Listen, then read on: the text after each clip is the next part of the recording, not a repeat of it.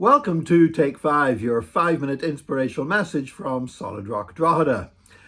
Yesterday I was talking about Handel's Messiah, about how Charles Jennens had a vision to take the gospel outside the four walls of the church, wrote down scriptures and gave them to his friend George Frederick Handel so he would set them to music, and they came up with the Messiah. And the Messiah, of course, which is just scripture set to music, and what was the popular music of the day back in the 1740s. That has become a part of Christmas. Every year on television here in Ireland, there's always a performance of the Messiah. In the last couple of days, it's being performed at the National Concert Hall. Tonight, it's going to be performed at the National Opera House in Wexford and all over the world as well. Well, did you know that originally Handel's Messiah was not supposed to be a Christmas piece of music at all? It was actually written for Easter. And it was first performed back in 1742, just 12 days before Easter, and for many years was performed at Easter time. Because if you think about it, a lot of the scriptures in Handel's Messiah they're not the usual Christmassy Bible readings that we use in carol services, but they go on much more into the reason why Jesus came. Now, it was originally written as an oratorio, which was not an opera. An opera had fancy outfits and scene changes and everything else, whereas an oratorio was a more popular form of entertainment that didn't need a big stage construction and a big stage set. And Handel's Messiah, it actually lasts for 2 hours and 20 minutes. And its musical score is over 250 pages long, but Handel wrote it in just 24 days. He must not have slept in those 24 days. And it was first performed in Dublin, here in Ireland. The Messiah was first performed 12 days before Easter in 1742 in the Music Hall on Fishamble Street, Dublin.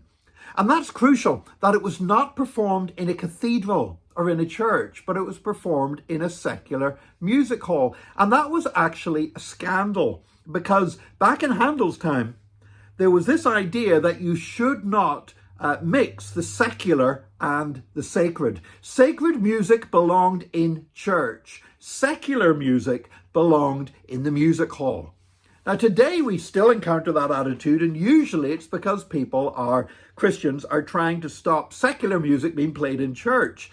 But in Handel's day, it was the other way around. Christians were scandalized at the thought of Christian music being played in a music hall. And in fact, when Handel first performed it in Dublin, the Dean of St. Patrick's Cathedral was Jonathan Swift. Yes, that Jonathan Swift, the guy who wrote Gulliver's Travels. And he actually tried to ban the singers from his cathedral from participating in the first performance of the Messiah. But thankfully, they refused to listen to him, and the Messiah went on ahead. And it was an instant hit. People loved it. I mean, this was the whole point of it, was that on the street, in the music hall, people would be singing songs, and they were singing the words of Scripture. A wonderful idea. And it became popular in London in 1750, when it was actually performed as a fundraiser for the Foundling Hospital. And as they were using it as a fundraiser, it just raised a whole shed full of money. And people realized this would be a great way to raise money for good causes. And they said, you know what? When's the time of the year that people are most inclined to give to charity? And guess what? It's not Easter. It's Christmas.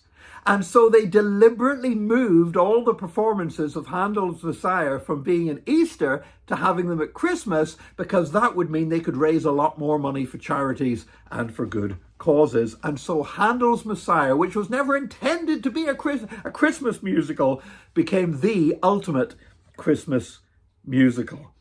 But that turned out to be a good thing, because Handel's Messiah, as we said, it does not just have the normal Christmas Bible readings, but includes a lot of others as well. But that's why Jesus came. Jesus came as a baby in Bethlehem, not just to be a baby, but for all the stuff that would come afterwards. Jesus is for life, not just for Christmas. And so because it became a good fundraiser, Handel's Messiah, with going right, a story that goes right through from the Old Testament to the second coming of Jesus, became a staple part of our modern Christmas today. And for that, we should be thankful and give God the glory. God bless you today. Join us next time for another Take 5, your 5-minute inspirational message from Solid Rock Drogheda.